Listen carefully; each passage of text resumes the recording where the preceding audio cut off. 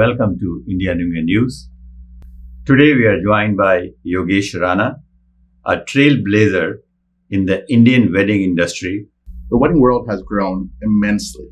No longer are we confined in our own boundaries. Weddings happen here, they happen around the world. It's just a matter of your taste and your vision as to where you want to have these weddings. Destination weddings can feel as if they're quite expensive, but truth be told, destination weddings can offer several different advantages, whether it be cost, whether it be aesthetics, whether it be bringing families together and having your weddings elsewhere in the world.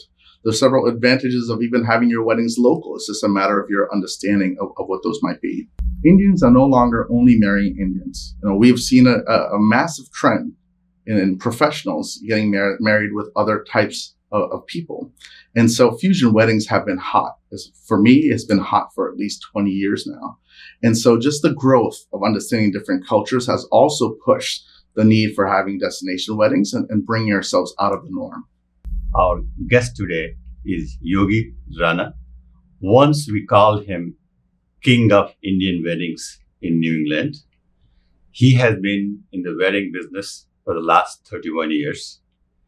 Today, we are going to talk to him the new journey of his business and his ideas, and also what is happening on the Indian and South Asian wedding scene, not only here in the New England in the US, but also across the globe, including destination weddings. Yogi, welcome to our studio. Pleasure to be here. King of Weddings, welcome again. I feel like the grandfather of Indian weddings. Okay. So now, before we come to the serious things, one thing I want to clear it out right away. So there have been some rumors in the community about you are cutting down on the sound and light and the DJing business part of that. So tell us about that. What is happening there, and what is your new venture?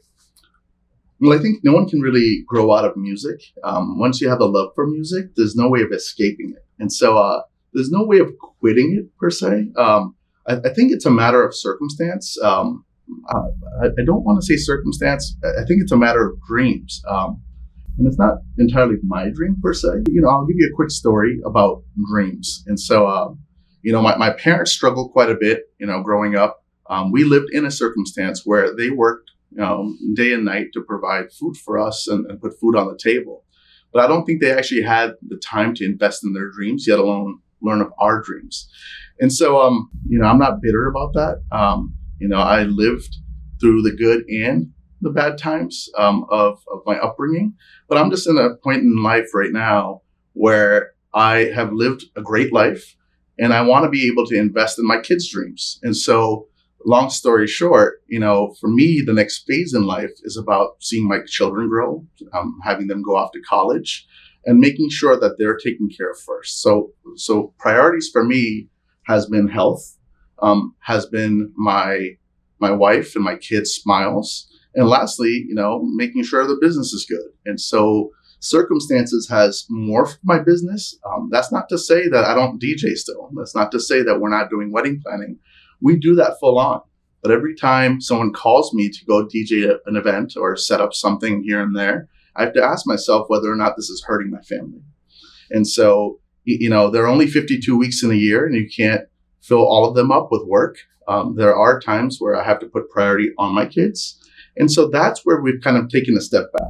So the change in the business is more related with your lifestyle and the family and the priority. Exactly. There's no way to not be a DJ. I think, there was a gentleman who worked for me, a good buddy of mine. His kids are my kids. He hasn't been DJing for me for the last 6 years, and I get a call from him. This is after him opening 7 liquor stores. He just built a brand new house. He has brand new cars, and he says to me, "Hey, Yogi, I want to get back in the game of DJ." And what is his name? You know him, DJ Krupal. Oh, sure. Okay, so sure. His wife may not know this, but he wants to come back to DJing because of the itch of music, the itch of making people happy. And so, No, I'm not quitting DJing. Sure. DJing is And we have been always called you for our annual events, the England Choice Award for the year and everything else we do. So and I show up every single time when I can. Absolutely. That's one. I know once you are there, then we can count on you. There's no if and but about that. So that's but let me clear this up. I am not quitting. I'm still DJing. We're still doing wedding planning. We've morphed the business into more other things. It's just a matter of capacity and making sure there's a work-life balance. Okay. So now let's talk about the new venture where you are focused more, which gives you a desired lifestyle to you. So what you are doing in the new? Yeah, we have, when I say we, my wife and I, we have invested. Tanvi, my wife Tanvi, my beautiful wife Tanvi. Yeah. We have invested our entire lives in weddings, and so we had to figure out a way to free up our weekends to a certain degree, but still stay in the wedding business. And so during COVID, when the entire world had stopped, we ended up becoming travel agents. We also became real estate agents. That didn't really go anywhere. But as the wedding world kind of came back to fruition in 2021, we kind of did a little spin-off of the travel agency with an Indian wedding flair. And so that's our new business. We're a travel agent that allows large group bookings, specifically for Indian weddings. And that could be anywhere in the world. It could be anywhere in the world. That's right. Okay, good. So now, how many years have you been doing? After COVID, you started that, right? Yeah, so it's our fourth year now. So last year we had 6 destination weddings, and I'll define that in a bit. But we had 6 destination weddings, and we have commitment from another 72 over the next 2 years. Oh, that's excellent. Yeah. So now, in the 6 destination wedding, in which country and where they were mostly? We've flown everywhere from Spain to having conversations in India. But the 6 that we focused in on, one was in Spain, and the other 5 were in the Caribbean. So now when you say that, so let's talk about how you work and how do you decide about your role in the destination wedding. So, when it comes to, let's put, for example, a local wedding. We have a bride and groom that somehow are engaged, whether it be arranged or love marriage, etc. And then they go to their parents and say, hey, we're trying to get married. Parents approve, disapprove, don't know how that works these days. But when they eventually come to wanting to celebrate this milestone, they go venue shopping and they do vendor shopping. And then eventually they get married and they have a wedding ceremony, reception, etc., etc.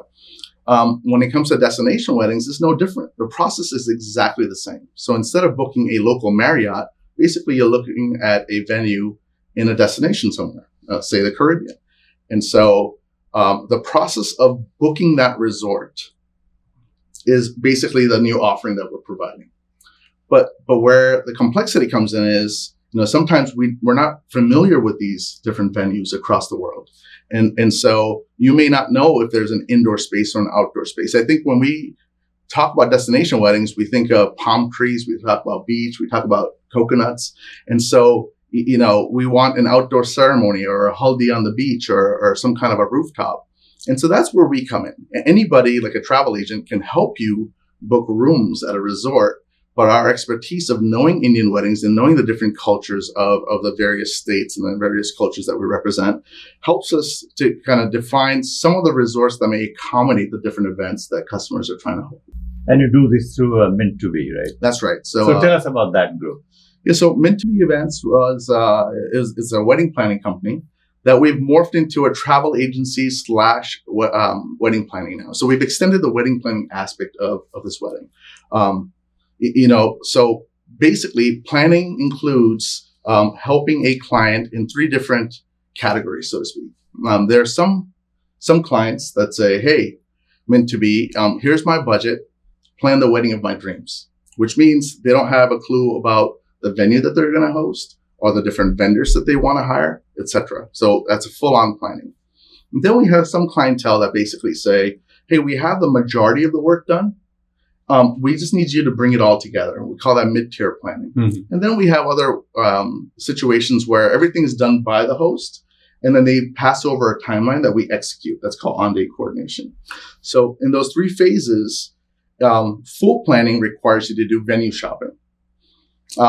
The new aspect of our business is basically if you're venue shopping, and say you're not doing it local, or even if you are doing it local, whether it be, in New England, whether it be in the United States, whether it be, out in the island of Hawaii or in the Caribbean, we will help you with the venue, and we could also help you with the booking aspects of the travel and everything. Travel aspects of it. Exactly. And do you also get some discounts for your clients since you do so much business outside? So, it's not. So let me answer this in a backward-minded way. Destination weddings are so hot right now that you might not be able to get a venue for another 2 years. So we're booking out through 2026 and 2027. So it's not a matter of discount when it comes to booking a destination wedding. There are several discounts. There are benefits of booking a destination wedding, but you're not getting a discount on the rooms per se. You're getting a wedding block that's secured and reserved for you, so no one else can book it. Okay. So now let's add another dimension to this. So I bring on board your company. Sure. And you do the planning, wedding planning, everything included in the package. What about sound, etc.? Do you still do the sound? You transport your things, or you are not? You just hire locally? No. So you'd have to hire locally for that, and you would do the same for decorations. Mm-hmm. I mean, you wouldn't fly in florists, right? And so it's the same concept. You could certainly hire a DJ, but you have to use the gear that's on site or rent it locally. There's no way that'll be cost beneficial to the end client if they were to lug everything there. Yeah, that's great. So now, what is your favorite destination place for the wedding? I like Billerica because that's my home. Okay. I'm a homebody. We just happen to be in this business. But when it comes to destination, no, just the fact that you're leaving your house, you're living a fantasy for the next 2 or 3 days. Having access to a pool, things that we don't have in New England, palm trees, coconuts, an all-inclusive buffet. Those are the things that are enticing. So let's talk about the cost, for example. Sure. If you take an average mid-level wedding, cost in the... Let me cut you off there. Okay. So sure. The last time my wife was here, we were just launching destination weddings, and I think she got a lot of flack for suggesting that. Even I got a lot of flack for asking that question. But let me justify that a little bit. So, you're always going to have people that are going to question destination weddings because the thought of it is, hey, we're leaving our home here in New England. We're flying somewhere else. How can it be cheaper? I think we have to take 10 steps back and understand what cost of wedding means to you. So for those who are questioning whether or not a destination wedding is cheaper, you have to ask yourself, well, what type of event would you have hosted here? So we do a lot of work at the Burlington Marriott. Sure, right? Sure, yeah. And so, for example, there are costs of room rental. You have a per person cost, maybe a plating fee. There's also a cake cutting fee. So if your events had a cake, they would charge you per person for a cake. There's an open bar, right, that you potentially may have. There's catering fees.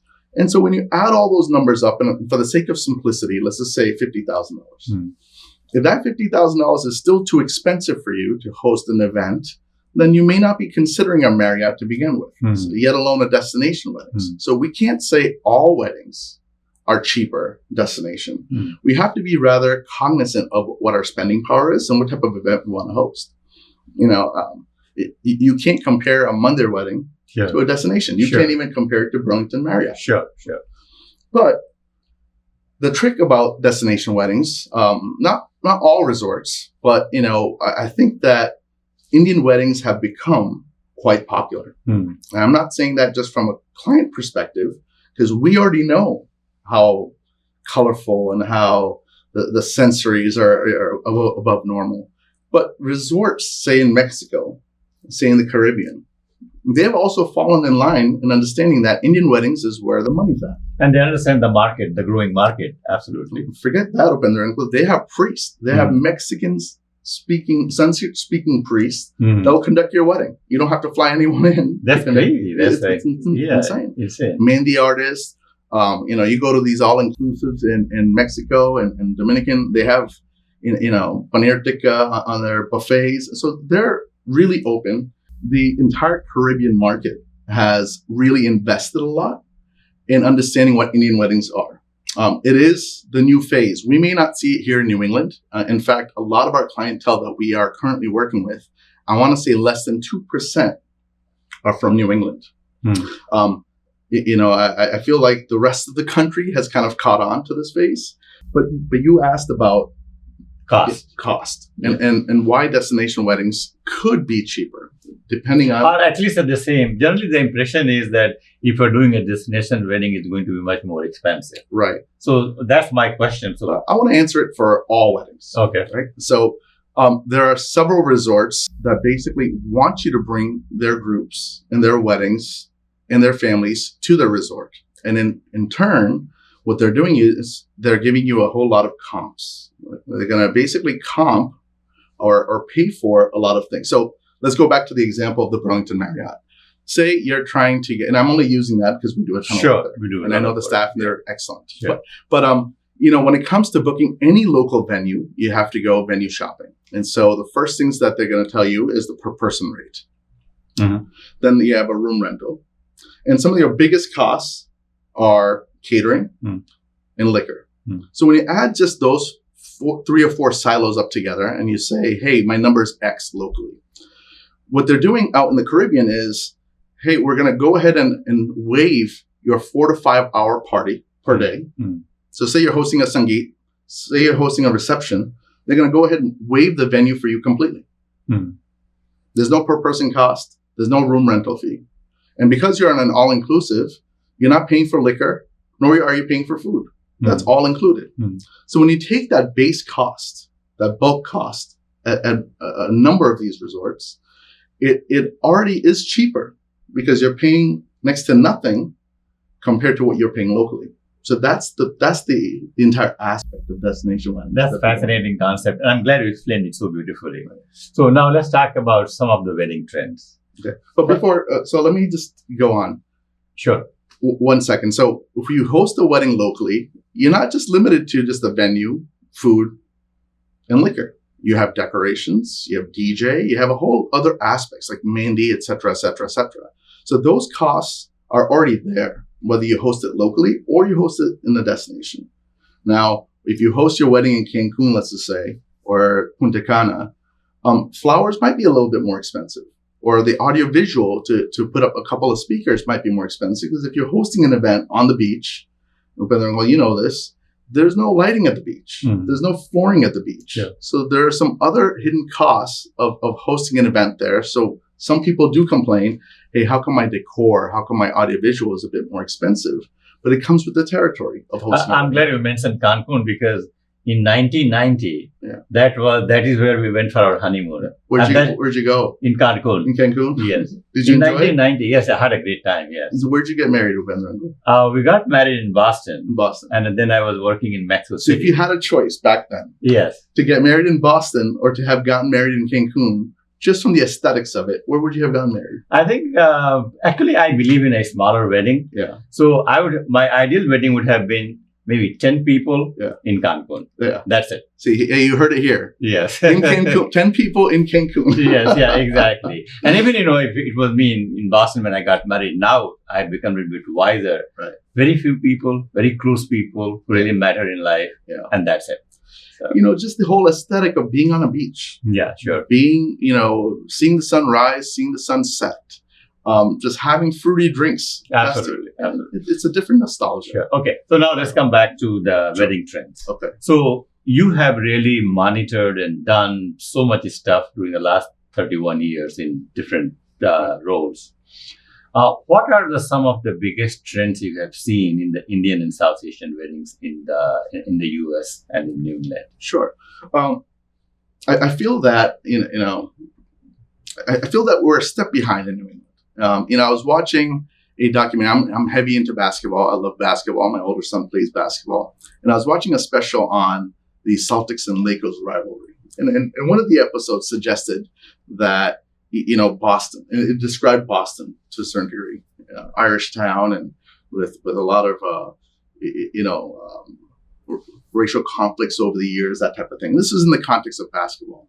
But this one reporter basically said, hey, we live on our own island. Even though we're connected to America, we're so far apart that we kind of live in our own bubble. This is our world. And so I think Bostonians... And that's so true. I think that's a beautiful way to describe. Yeah, absolutely. I'm not taking any credit for it. Sure. I forget the gentleman's name. Absolutely. But it resonated with me because we can't be bothered. We can't be bothered to learn new trends. I think that we see a shiny thing and we cling on to it for a while. So when it comes to weddings, we haven't kind of matured, in my opinion, to how the rest of the world has matured, so to speak. So when it comes to trends, I feel the access of different things, we just don't have. We already lack that. We don't do the research, I feel, to push the limits. So when you say access to different things, what do you mean by that? I mean, sorry, it's the wrong word. It's not really access, but the desire to go look at different trends. Okay. Right. So in our wedding planning part of the world, we have something called inspiration boards where we get inspired to do things. Here, I feel as if, hey, we have a celebration. Let's go contact the following 5 venues. Let's make it happen. These are the 5 decorators that are in town. And let's just make it happen. Right. And so that's the mentality locally. But I think that investment in technology, like LED technology, LED walls, investment in floral.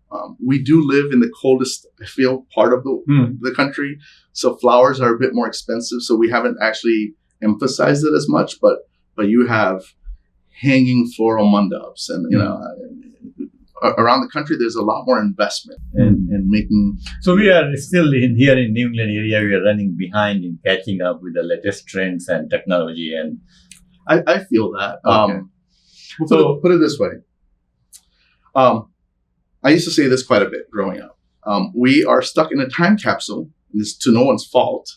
We're hardworking people. We're blue collar people.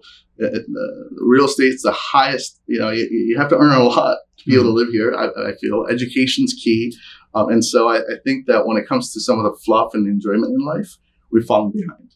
But when you look at Indian weddings and Indian movies and Bollywood, etc., you see the fanfare. You see how crazy has gotten back at home. Okay, that we need to carry some of that here. So now let's talk about a couple of basic factual things. Sure. One is, I think 31 years ago, maybe the most of the Indian and South Asian weddings were same, from India or same caste or same religion or something like that.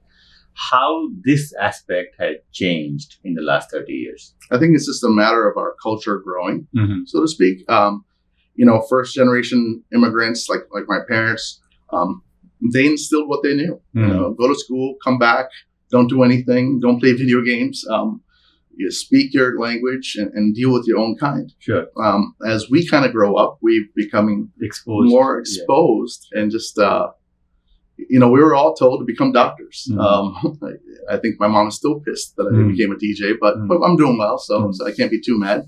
But, even in the medicine industry, when you become doctors, you're dealing with other kinds of people, other cultures. And so, I feel as if the more educated you become, the more tolerance you have of other cultures and some of that old, way of doing things. So what percentage of the weddings are interracial weddings today?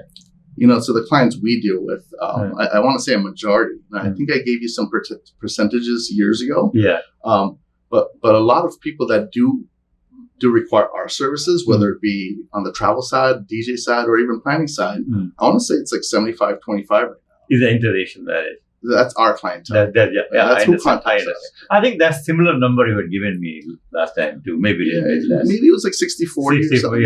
Something like that. Yeah. And I think it helps also, Penunko, that I'm a British-born, American-raised Indian that has invested quite a bit in being Indian, and so people that are in a fusion wedding, so to speak, kind of relate to my upbringing, and so maybe that's my perspective and that's my lens of things. But I was doing upwards of 200 weddings a year. And so the numbers really don't lie. Sure.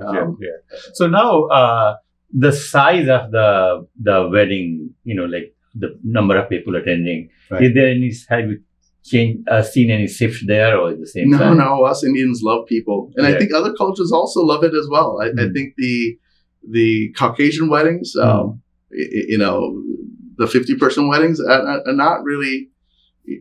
So even a fusion wedding. Let me say this the most proper way possible. Even Indians marrying Caucasian Americans, it ends up being a party and a half because there's no way to balance 50 people and 250 people on one side. So it's just large weddings altogether. Yeah. But you have the Jewish community, you have the Arabic community, you have all different communities that celebrate weddings the same way we do. So I wanted to wear your the wedding planning hat. Sure. And so now if you look at the interracial marriage, Sure. and maybe the people who are from here in the US, they're not familiar with Indian culture, customs and all those things. How do we deal with that issue? I mean, I deal with the same issue with my kids. I can't get them to eat, dal roti for the life of me. But, I think that we've grown our business, Tanvi and I have grown our business with the dedication to keep our roots alive, to keep our culture alive. And that's the best we can do. I can't expect my kids to speak fluent Gujarati or Hindi, but I do force them to watch Bollywood movies. You can only give them enough access and enough knowledge of what it means to be Indian and have them pick what resonates with them. And so culture-wise, I'm quite keen, even when clients call me up and say, hey, we want to host a ceremony and we're hosting a Hindu ceremony, but we want to, subtract a whole bunch of these. So I'm like, one, I'm not the priest. But two, why not? I think that the cultural aspects of being Indian should be celebrated. We should have a barat, even if it's a non-Indian groom, sure. He should jump in the back of a truck and party all the way. So you have to put it in context that they understand. Excellent. So now with that note, we are looking forward to a wedding expo on March 30th at Burlington Marriott. Should be a big Your show. team will be there. That's right. It will be fun, yes. Now, before I let you go, I want to have your last word on the Indian wedding and meant to be. Sure. We're just resources. My late godmother, everyone knows her here, Shobhanti, she would always say, we don't invest in product, we invest in people. And so, you have a lot of choices whether to hire us or not, but we want to be a resource here, Upendra Uncle, to help you plan the dream wedding that you have, whether that includes us or not. And so don't limit your choices to what you've heard. Don't limit your choices to the rumors that are out there. Have dreams. I started this entire conversation with dreams. Have dreams of what your wedding should be. And we're here to help you with that. And so, call us anytime. Reach out to us and we'll put you in the right direction, even if that means that it's not with us. But we're here to take your dream, whether it be locally, whether it be in the Dominican Republic, or even all the way back to India, to make your dream reality wedding come true. Thank you so much. Thank you, Benjamin.